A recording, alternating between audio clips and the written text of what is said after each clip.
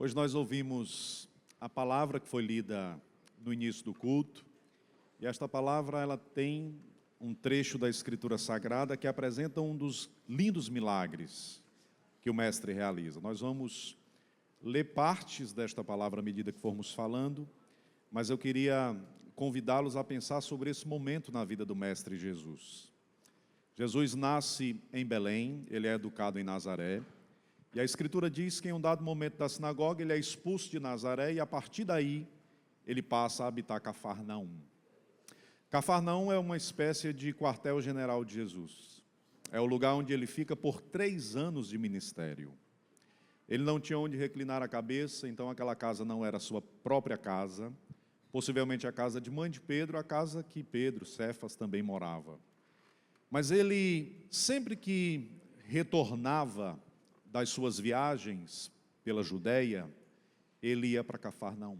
E durante 3 anos, ele chegava naquela cidade, como já nos antecipou o pastor, Jesus não tinha a oportunidade de descansar.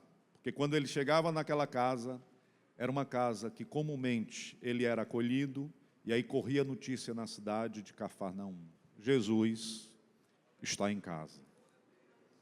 Certamente não era a casa mais arejada ou a casa mais central, mas havia alguém naquela casa que valia muito a pena estar naquela casa.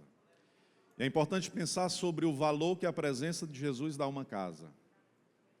Você consegue pensar na ideia de que a sua casa pode ser a semelhança da casa de Pedro em Cafarnaum? E as pessoas, ao chegarem e acessarem a sua casa, elas podem ter a mesmíssima sensação: Jesus está na casa. Você consegue pensar que esta é a razão porque nós estamos aqui nesta manhã? É porque em outros tantos momentos, chegando nesta casa, aquele que é Senhor estava presente neste lugar. E é por isso que a gente voltou para cá. Por quê? Porque Jesus está em casa. E quando Ele está em casa, as coisas novas acontecem. E diz-nos a palavra que logo se aglomeraram uma multidão de pessoas ali, porque eles queriam ouvir, receber, eles queriam compreender. Alguns estavam ali também para prová-lo, mas havia algumas pessoas que enfrentavam tetraplegia, outras pessoas com problemas mentais, problemas de todas as ordens possíveis. E eles estavam ouvindo, ávidos e desejando conhecer o Mestre. E a Escritura vai nos contar que Jesus estava no centro da casa. E então a Bíblia nos diz, e nos diz de forma bem interessante, que 4 amigos resolvem abençoar a vida de um paralítico. Aquele paralítico tinha um corpo inerte, mas por meio da amizade, ele conseguia se movimentar. Por meio da amizade, aquele paralítico já andava. Você consegue ver isso? Eu fui numa das nossas congregações, eu ministrei uma palavra, e depois eu estava no final do culto conversando com o pastor, e de repente chegou um irmão, num carro, um carrinho já bem antigo, e aí quando aquele irmão chegou, ele abriu a porta da frente do carro, e aí não tinha um banco do passageiro, e eu achei muito estranho, né? E aí eu disse: o carro está sem um banco do passageiro, e aí tinha uma tábua, e aí o pastor daquela congregação disse: ele tirou o banco, porque ele evangelizou uma família, e uma jovem cadeirante aceitou a Jesus. E aí ele arrancou o banco, isso foi numa das nossas congregações aqui em Fortaleza, arrancou o banco de frente, o banco frontal lá do carro, leva a família no banco de trás, mas a cadeirante não perde um culto. Aí eu disse para o supervisor: então nessa congregação aqui, paralítico anda. Amém, irmãos? Amém. Gente, orar por um paralítico e ele andar não é uma tarefa tão difícil, porque foi só uma oração e não foi você que fez, foi Jesus. Agora, todos os dias, todas as semanas, você alterar o layout do seu carro e ir nesta casa e colocar a força necessária para colocar aquela pessoa, para levá-la para ouvir o Evangelho. Este é um milagre contínuo, não é, irmãos? Este é um milagre contínuo. E que nós possamos, olhando para a vida desses 4, perceber que Jesus melhorou as coisas. Porque nesse texto, e nós estamos pensando no Nordeste para Cristo, nós temos 4 pessoas trazendo um necessitado até Jesus.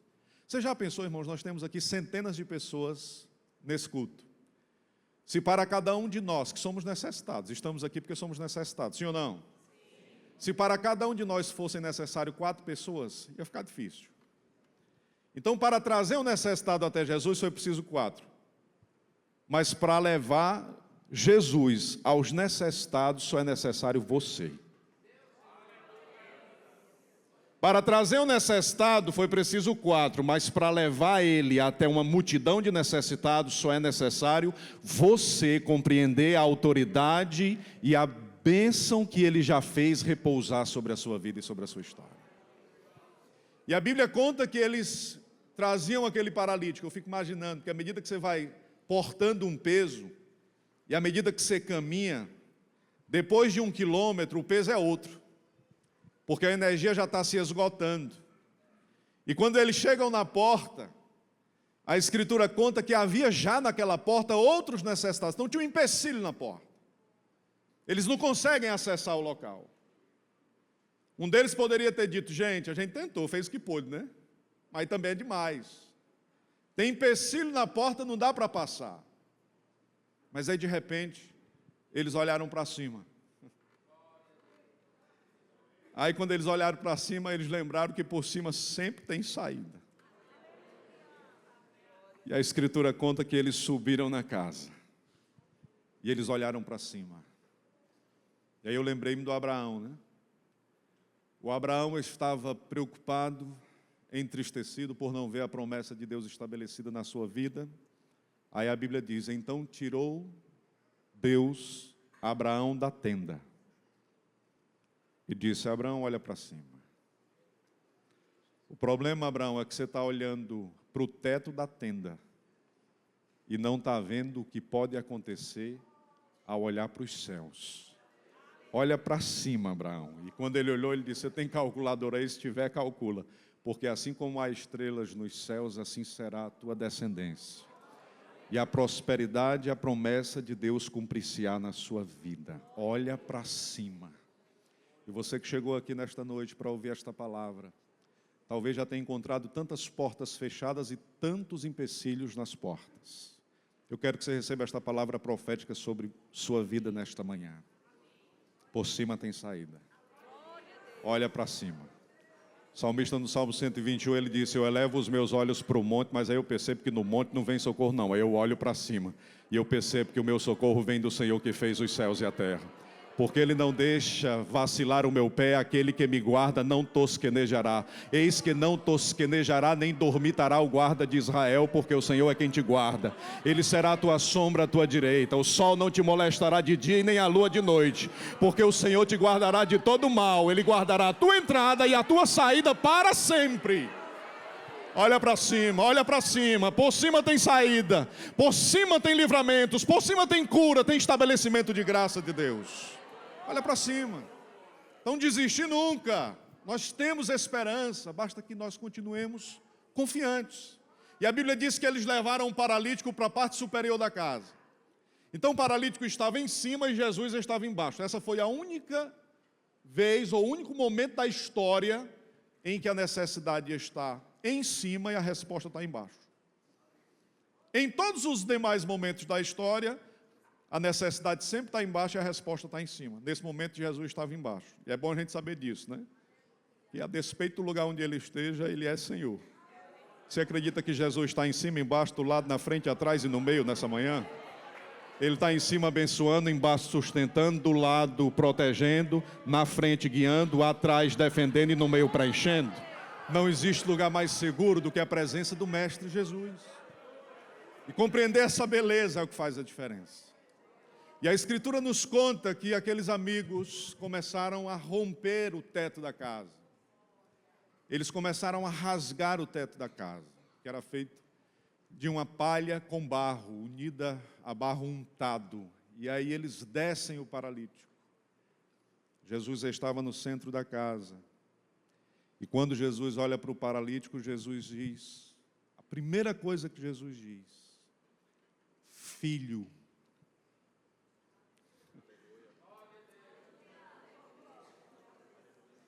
Tem um corpo que precisa ser sarado, mas tem uma alma que precisa ser lembrada de que pertence a um pai. Jesus sara primeiro a alma daquele moço. Filho. Você consegue pensar na autoridade que há nesta palavra? Filho. Você consegue pensar que você é filha de Deus? Você é filho de Deus?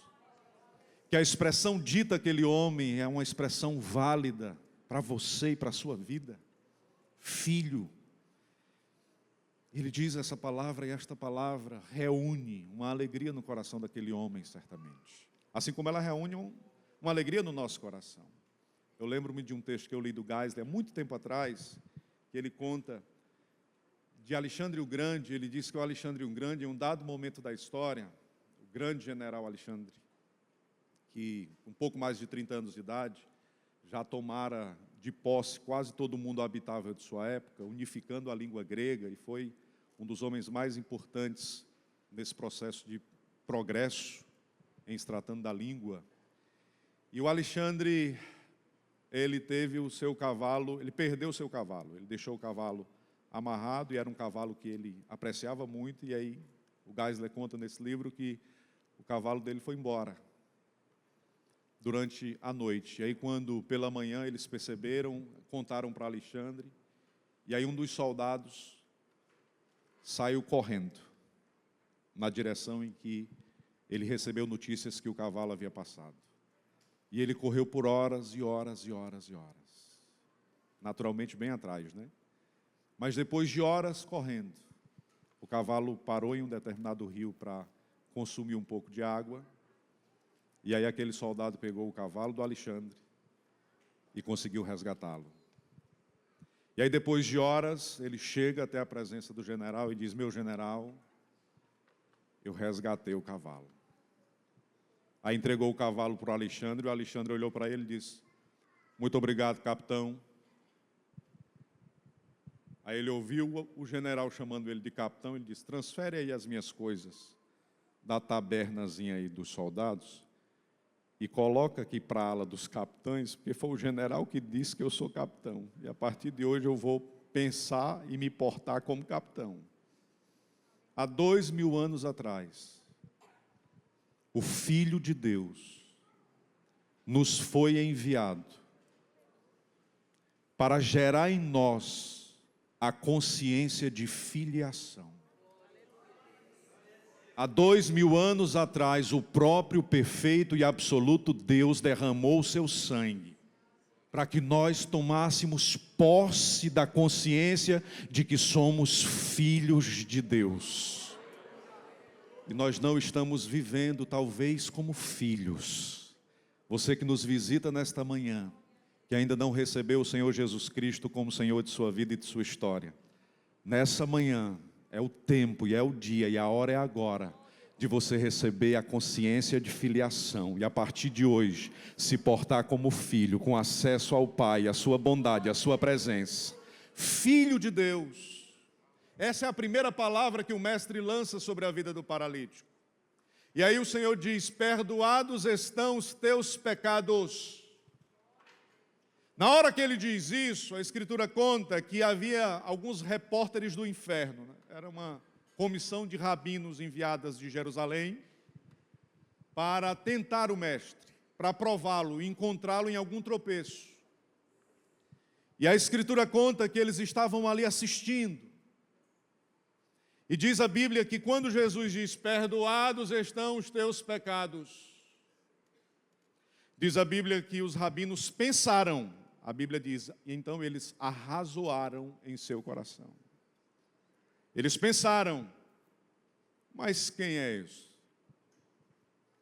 que diz ter poder para perdoar pecado? Gente, repórter tinha dificuldade com Jesus, viu? Porque enquanto eles estavam pensando em elaborar qual seria a notícia do jornal do dia posterior, Jesus já estava mudando a notícia do jornal. A notícia que eles pensaram colocar foi assim: Jesus diz ter poder para perdoar pecados. Enquanto eles estavam pensando em elaborar a notícia, Jesus já estava mudando a notícia. A notícia vai ser a seguinte: paralítico chega inerte e volta perdoado e andando para a glória do nome de Jesus. As coisas mudam. As coisas mudam. E aí eu gostaria de refletir sobre a ideia de que aqueles homens estavam tentando o mestre. E Jesus olha para aqueles homens e Jesus faz uma das perguntas mais interessantes da Escritura Sagrada. Jesus olha para aqueles homens e diz: qual é mais fácil? Diga comigo, qual é mais fácil? Observe, Jesus tinha duas coisas impossíveis a fazer. Curar um paralítico é impossível, só Deus. Perdoar pecados, impossível, só Deus. Então Jesus tinha duas coisas impossíveis para fazer. Por isso que o tema da mensagem é a facilidade do impossível. E diante de duas coisas impossíveis, ele não olha e diz assim: qual das duas é mais fácil? Não, ele diz: qual é mais fácil? Porque o impossível diante do Cristo de Deus torna-se fácil. O impossível diante do Mestre Jesus torna-se fácil. Qual é mais fácil? Dizer a este homem: perdoados estão os teus pecados, ou dizer a ele: levanta, toma o teu leito e anda. Qual é mais fácil, irmãos? Qual é mais fácil dizer: perdoados estão os teus pecados, ou levanta, toma o leito e anda? Para Jesus dizer: levanta, toma o leito e anda, ele fez isso numa casa entre amigos. Tinha fariseu, tinha rabino hipócrita, mas tinha amigo. Os apóstolos estavam ali, era a sua casa. Mas para dizer: perdoados estão os teus pecados, ele precisou ir a uma colina e ficar entre dois ladrões. Para dizer: levanta, toma o teu leito e anda, ele fez algo que refletiu no tempo. Mas quando ele disse: perdoados estão os teus pecados, isso teve reflexo na eternidade. Levanta, toma o teu leito e anda, devolveu àquele homem o privilégio de andar. Mas ele voltou a enfermar, adoecer e morrer. Mas quando Jesus disse: perdoados estão os teus pecados, deu àquele homem a oportunidade de voar. Porque um dia nós seremos arrebatados. E certamente nós vamos subir junto com esse paralítico. Só que nesse dia o paralítico não vai para cima da casa não, ele vai para a casa de cima. E nós vamos junto com ele. Seja bendito o nome de Jesus. Então, se você veio nesta manhã ouvir esta palavra e o seu desejo é receber algo de Deus, eu quero dizer para você que o bem maior que você pode e deve receber nesta manhã é esta palavra sobre a tua vida: perdoados serão os teus pecados. Não há bênção mais extraordinária que essa. E sem dúvidas alguma, o Senhor reservou esse tempo para lançar esta palavra sobre o seu coração. Tempo de perdão, tempo de restauração, tempo de vida nova. Perdoados estão os teus pecados. E aí os fariseus começam a arrozoar: mas quem é esse? E aí Jesus diz: ora, para que saibais que o Filho do Homem tem na terra poder para perdoar pecados, a ti te digo: levanta, toma o teu leito e vai para a tua casa. Aí Jesus colocou os fariseus numa situação complexa. Porque é uma doutrina que é uma doutrina máter entre os fariseus, uma doutrina importante para eles. Inclusive tem igrejas no Brasil que pregam essa doutrina. E essa doutrina diz o seguinte: se uma pessoa enfermou porque pecou. E só existe uma forma dessa pessoa receber cura: é se ela for perdoada. Aí Jesus diz: perdoados estão os teus pecados. Aí ele diz: mas quem é esse? Aí Jesus usa a própria doutrina deles contra eles. Jesus diz: muito bem, vocês ensinam, né, que só pode ser sarado se for perdoado. Então, levanta, toma o leite e anda. E agora como é que fica? Porque o paralítico andou, irmãos. Se o paralítico andou, é porque ele foi perdoado. E se ele foi perdoado, é porque Jesus é Deus. E se Jesus é Deus, é melhor silenciar, bendizer e adorar. Porque Ele é o Senhor de todas as coisas. Levanta, toma o teu leito e anda. Ele é o Senhor da vida. Ele é o Senhor da nossa vida. Seja Ele bendito para sempre. Veja a situação dos fariseus. Jesus sempre deixava eles em situação complexa, né? Bem complicada. O batismo de João é dos homens ou é de Deus? Aí eles disseram, está difícil agora, porque se a gente disser que é de Deus, ele vai perguntar, então por que a gente não segue? E se disser que é dos homens, a gente vai apanhar aqui, porque todo mundo está confiando em João. Começaram a colocar ele em dificuldade em relação aos impostos. Jesus disse, vocês são muito hipócritas. Traz aí uma moedinha para mim. O que é que tem nessa moeda? É a face de César. Então, simples. Dê a César o que é de César e a Deus o que é de Deus. Não espiritualize as coisas materiais e não materialize as coisas espirituais. O problema é que vocês estão dando a Deus o que é de César e tentando dar a César o que é de Deus. Aprenda a dividir bem as coisas e viva bem. E fica todo mundo em silêncio. Porque nunca ninguém falou como este homem. Porque quando uma palavra ainda não nasceu, ele já conhece a sua trajetória de fim. Porque quando ainda estamos elaborando um pensamento, este pensamento é para ele como um livro já concluído.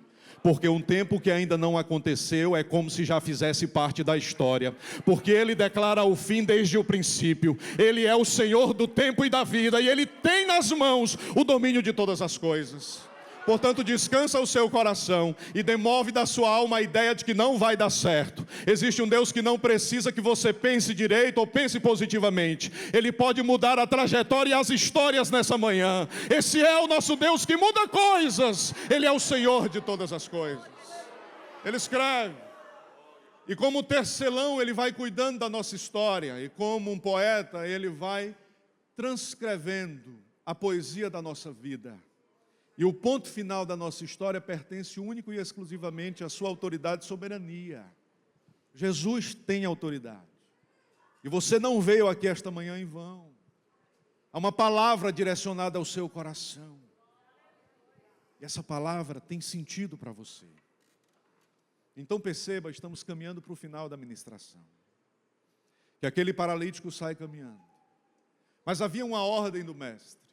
A ordem do mestre era a seguinte: levanta, toma o teu leito e vai para a tua casa. Olha o que a Bíblia diz.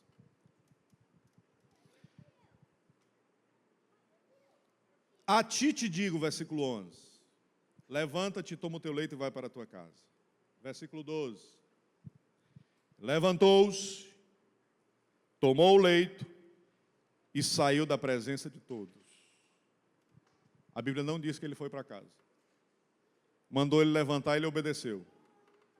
Mandou ele tomar o leito, ele tomou. Mandou ele ir para casa, a Bíblia diz que ele saiu da presença de todos. Pastor, o senhor acha que ele foi aonde? Eu não tenho certeza não, irmão. Eu acho que ele foi consertar o telhado. Se converteu, agora está crente. Vou ajustar o telhado da casa do Pedro. Eu estou lendo um livro do Peter Attia, e é um livro muito especial. O nome do livro é Outlive, para quem gosta de ler. E essa semana eu estava lendo um capítulo, e ele abriu o capítulo com uma frase do John Kennedy. A hora de consertar o telhado é quando o tempo está bom. Às vezes nós deixamos para consertar o telhado da casa quando a tempestade já teve início. John Kennedy diz que a hora boa de consertar o telhado, de evitar as goteiras, é no verão, é quando o tempo está bom. E você que está ouvindo esta palavra nesta manhã, mesmo em casa, ou no culto presencial, há um desejo de reparo no seu coração. E talvez você esteja adiando demais esse reparo. Talvez seja necessário esperar uma tempestade para que você compreenda a necessidade desse reparo. Mas o Espírito de Deus te trouxe aqui esta manhã para dizer para você que não será necessário o nascimento de uma tempestade. Você hoje por meio da graça preveniente de Jesus, vai escolher servir a Jesus Cristo de Nazaré. Os dias não necessitarão se tornarem dias maus. Você olha para o seu contexto e tudo parece bem, mas a sua alma está vazia. Não é necessário esperar as tempestades. A sua alma precisa de paz. Hoje, ainda hoje, entrega o teu caminho ao Senhor. Repara os telhados existenciais. Transforma a tua casa preventivamente e cuida da tua história, porque existe um Deus que cuida disso. E esse Deus cuida dos detalhes das nossas vidas. Então que nós possamos consertar o telhado ainda hoje. E não esperar os dias maus. Amém, queridos? Amém. Sabe o que a Escritura diz? Eu quero que você retorne para casa com essa palavra. Foram 30 minutos de ministração e, irmão, sinceramente, 30 minutos é tempo demais. Eu não sei se eu já contei para os irmãos, mas um dia deram a oportunidade o Espúngio para ele pregar e disseram: Espúngio, você tem 5 minutos. Ele disse: não preciso mais do que isso. Guardei a tua palavra no meu coração para não pecar contra ti. Aí ele disse assim, Davi guardou a palavra, a melhor coisa, no coração, no melhor lugar, para o melhor propósito, não pecar. Pronto, a mensagem. Guardar a melhor coisa, no melhor lugar, para o melhor propósito. 5 minutos. Irmão, já dá para alimento, é alimento para 40 dias, não é, pastor? Eu só quero que você vá para casa com essa última palavra profética. A Escritura diz que ele tomou o leito, ergueu o leito e saiu. Eu quero fazer uma pergunta para os irmãos. Quando ele foi sair, os irmãos acham que ele saiu pelo teto ou foi pela porta? Você percebeu? Que a porta que tinha um empecilho, que ele não podia entrar, depois que ele se encontrou com Jesus, ele pôde sair. Você acredita? E quando você chegar em casa, o empecilho já vai ter sido removido? Você acredita que no encontro com Jesus nesta manhã, Ele está tirando empecilho e você vai poder sair por onde você não pôde entrar? Você acredita que o Senhor está fazendo milagres especiais na sua vida, na sua casa, na sua família? Você acredita que Ele está movendo corações? Sim, Deus está fazendo isso, Ele é poderoso para fazer isso. Você vai passar livremente, a porta vai estar livre para a glória do nome do teu Deus. Quem recebe essa palavra, fica de pé em nome de Jesus. Pastor, posso fazer uma oração? Eu gostaria nesta manhã de orar por você. Você que recebeu essa palavra, você que deseja entregar a sua vida ao Senhor Jesus Cristo, você que deseja fazer uma reconciliação com o Mestre, você que compreende que os empecilhos foram removidos e que esta palavra profética tem endereço ao seu coração, corra aqui à frente.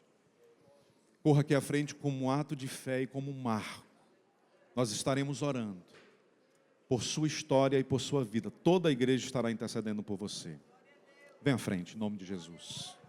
Nós queremos fazer uma intercessão por todos aqueles que, ouvindo esta palavra, compreenderam a beleza da bondade de Deus sobre a sua vida.